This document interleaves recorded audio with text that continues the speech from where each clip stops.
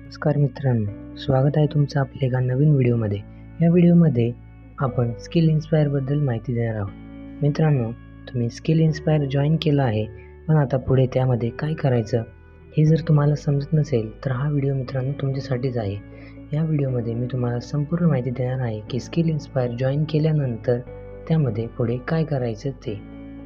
मित्रांनो, skill inspire join केलं असेल तर आता तुम्हाला त्यांची ट्रेनिंग सिरीज बघणं खूप महत्त्वाचं आहे.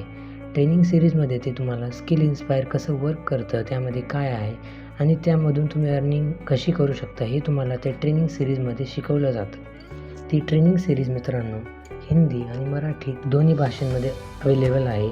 तरी तुम्ही ती ट्रेनिंग सिरीज पूर्णपणे बघून घ्यावी.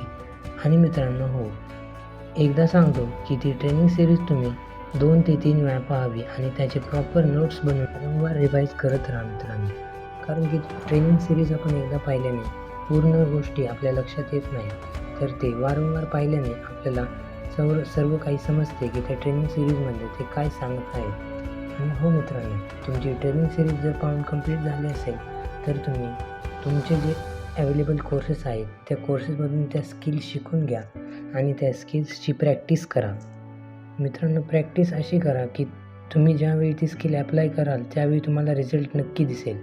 असं नका करू की आजच स्किल शिकलात आणि लगेच ॲप्लाय केली. मित्रांनो, पहिलं तुम्ही थोडी प्रॅक्टिस करा, म्हणजे तुम्ही एकदा त्या स्किलमध्ये परफेक्ट झालात ना की त्यानंतर ॲप्लाय करा. मित्रांनो, ॲप्लाय केल्यानंतर तुम्हाला त्याचे रिझल्ट्स नक्की दिसतील.